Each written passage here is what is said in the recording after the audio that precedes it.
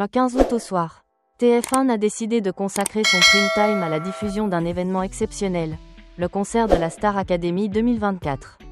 Enregistré au Zénith de Lille en juin.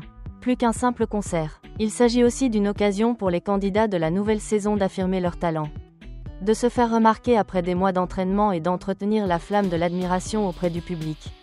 Pour TF1, la diffusion de ce programme revêt également une importance stratégique.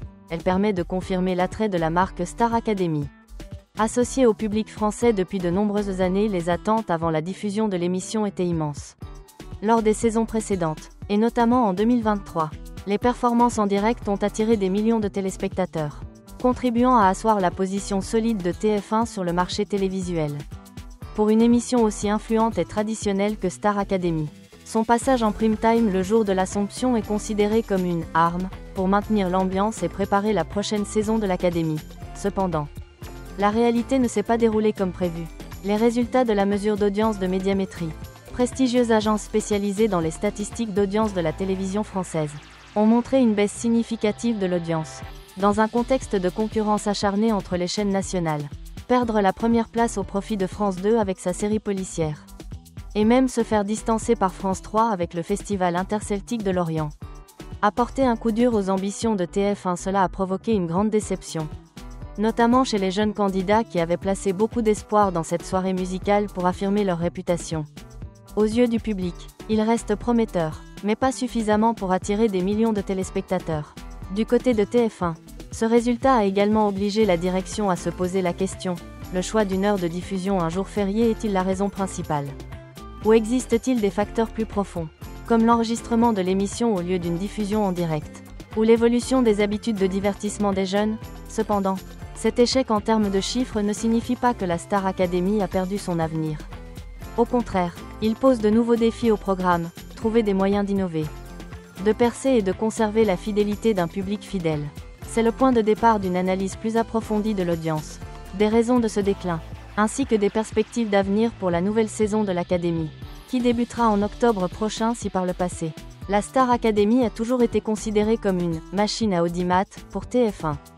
Le concert diffusé le soir du 15 août 2024 a révélé la réalité inverse, le public n'est plus aussi intéressé qu'avant. Les chiffres précis de Médiamétrie dressent un tableau sombre du niveau de suivi, en contradiction flagrante avec les attentes initiales du producteur en prime time. La partie principale du concert, qui constituait le point d'orgue de la promotion massive de TF1, n'a attiré que 1,67 million de téléspectateurs.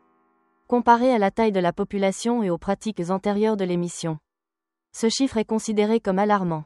En termes de part de marché, l'émission n'a atteint que 13% de l'audience nationale de la télévision.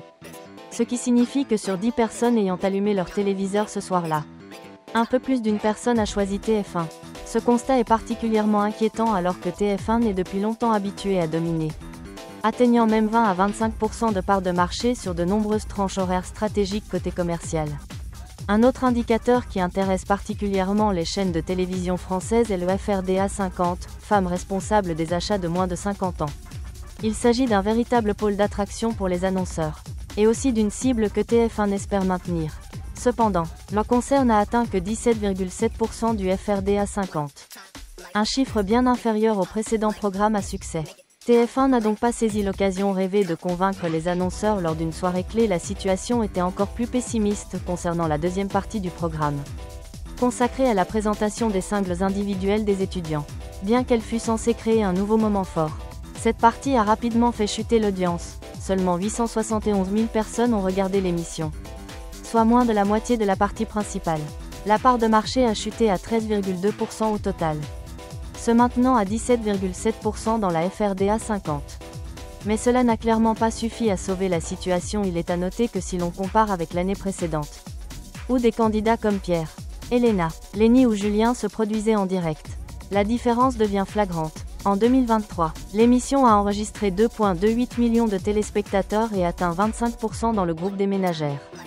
Ainsi, après seulement un an, le nombre de téléspectateurs a diminué de plus de 600 000. Et la part de marché s'est également évaporée, de plus de 10 points de pourcentage. Dans le secteur de la télévision, il s'agit d'une chute libre difficile à justifier. Ces chiffres reflètent deux choses. D'une part, la Star Academy perd de son attrait auprès du grand public. D'autre part, L'évolution du comportement du public, notamment face à l'offre trop large d'autres options que la télévision traditionnelle. Pour une marque qui faisait autrefois la fierté de TF1. Cette situation pousse sans aucun doute l'équipe dirigeante à reconsidérer sérieusement sa stratégie de contenu pour mieux comprendre l'échec de la Star Academy le soir du 15 août. Il est nécessaire de replacer l'émission dans le contexte de la concurrence directe. Le marché télévisuel français est depuis longtemps très concurrentiel, notamment en prime time, 21h-23h, où les chaînes nationales déploient souvent leurs atouts pour conquérir les téléspectateurs. Ce soir-là, non seulement TF1 a offert un concert spectaculaire, mais France 2 et France 3 ont également fait des choix stratégiques. Et le résultat final a montré que TF1 n'était complètement dépassé. Tout d'abord, France 2 a diffusé un épisode d'une série policière, un genre qui a toujours été populaire auprès des publics d'âge moyen et plus âgés. Les séries policières françaises se caractérisent par des scénarios dramatiques, des personnages familiers et un attachement durable aux téléspectateurs, créant ainsi des habitudes de visionnage stables. Alors que TF1 s'attend à ce que les jeunes et les familles allument la télévision pour encourager les candidats. France 2 a choisi de cibler un segment conservateur mais important, les téléspectateurs plus âgés. C'est ce groupe, fidèle, qui change rarement de chaîne, qui permet à France 2 de se maintenir en tête du classement. De son côté, France 3, qui n'est habituellement pas en concurrence directe avec TF1 en matière de divertissement, a étonnamment décroché la deuxième place grâce au Festival interceltique de Lorient. Ce festival culturel et musical traditionnel rassemble des dizaines de milliers de spectateurs en Bretagne et attire une communauté d'amateurs du patrimoine celtique. Son caractère unique, son identité nationale et son caractère annuel en font un événement attractif pour de nombreuses familles françaises. Notamment en milieu rural ou pour un public d'âge moyen en quête d'un espace culturel différent. TF1 a ainsi terminé 3e des audiences ce soir-là. Une position rare et alarmante. Pour une chaîne habituée à la première place, se retrouver derrière France 3 a été perçu comme un coup dur. Certains, au sein de l'industrie audiovisuelle, ont même qualifié ce moment de « choc médiamétrie », car une émission autrefois prestigieuse a été supplantée par un festival traditionnel diffusé sur une chaîne peu concurrentielle. Cet événement témoigne également de l'évolution des habitudes de consommation télévisuelle des Français. Le public est de plus en plus divisé, certains restent fidèles au long métrage. D'autres recherchent la culture et les festivals, tandis que les jeunes délaissent progressivement la télévision traditionnelle au profit des plateformes en ligne. Dans cette course, TF1 doit non seulement affronter France 2 ou France 3, mais aussi Netflix, YouTube, TikTok et Spotify, des concurrents invisibles qui ont conquis le temps de divertissement de la nouvelle génération. Être dépassé par deux chaînes publiques lors d'une soirée aussi cruciale est révélateur. La Star Academy n'est plus le « choix par défaut » qu'elle était autrefois.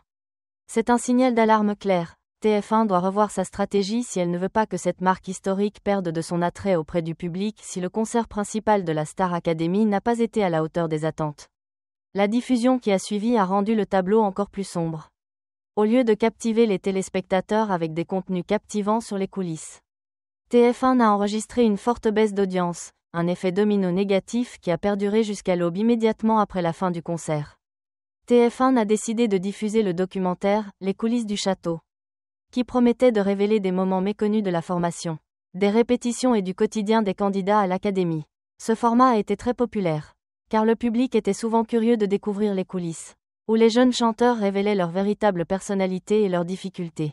Pourtant, les chiffres ont montré le contraire, seuls 396 000 téléspectateurs sont restés devant l'écran, soit 9,9% de part de marché national. Pour une grande chaîne comme TF1, un chiffre inférieur à 10% est un échec total, perdant presque totalement son attrait sans s'arrêter là. TF1 a continué de diffuser un autre documentaire sur le parcours de Pierre Garnier avec la promo 2023, qui a duré jusqu'à 2h27 du matin. Le succès de Pierre, champion de la saison précédente, aurait pu servir de point d'appui pour maintenir l'intérêt du public. Mais la réalité a prouvé le contraire, seuls 157 000 téléspectateurs ont patiemment regardé jusqu'au bout, soit seulement 7,1% de part de marché. Un record, propulsant TF1 au plus bas du classement du jour au lendemain.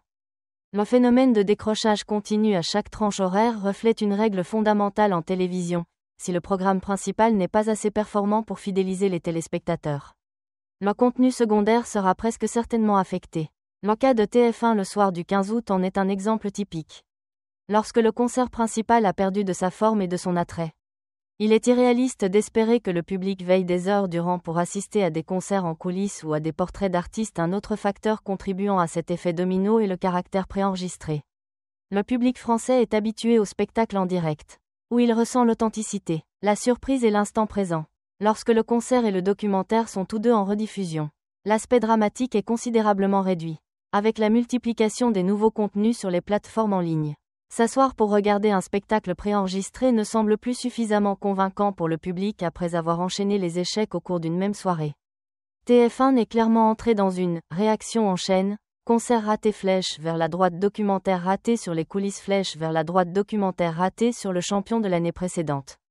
Ces 3 échecs consécutifs au cours de la même soirée ont non seulement fait perdre à TF1 sa place au classement, mais ont également posé un défi de taille à l'équipe de production pour regagner la confiance et l'enthousiasme d'un public fidèle pour expliquer l'échec de Star Academy en termes d'audience le soir du 15 août. On ne peut se contenter d'imputer la faute à des incidents inattendus ou à quelques facteurs aléatoires. En réalité, de nombreuses causes profondes ont entraîné une perte progressive d'attrait du programme, entraînant un déclin en chaîne tout d'abord. Le moment de la diffusion est un facteur important. Le 15 août est l'Assomption, un jour férié majeur en France, étroitement lié aux vacances d'été. À cette période, les Français sont plus enclins à voyager, à se réunir en famille ou à pratiquer des activités de plein air plutôt qu'à rester assis devant leur écran de télévision. Par conséquent, choisir ce jour précis pour diffuser un événement majeur a conduit TF1 à limiter son audience potentielle dès le départ. Deuxièmement, le format préenregistré a considérablement réduit l'attrait. L'un des points forts de la Star Academy au fil des ans a été son côté vivant. Le public a l'impression de vivre l'instant présent avec les candidats, regardant avec enthousiasme chaque performance sans connaître le résultat à l'avance. Le passage à un concert enregistré en juin a fait perdre au public le sens de l'actualité et la surprise inhérente.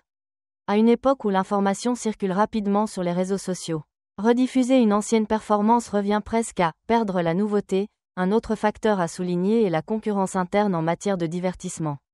Les jeunes, le public principal visé par la Star Academy, passent de plus en plus de temps sur des plateformes en ligne comme YouTube, TikTok, Netflix ou Spotify. Ces plateformes offrent une interaction instantanée, une personnalisation poussée et surtout une grande praticité, ce qui rend l'option « se tenir tranquille devant la télévision » moins attrayante.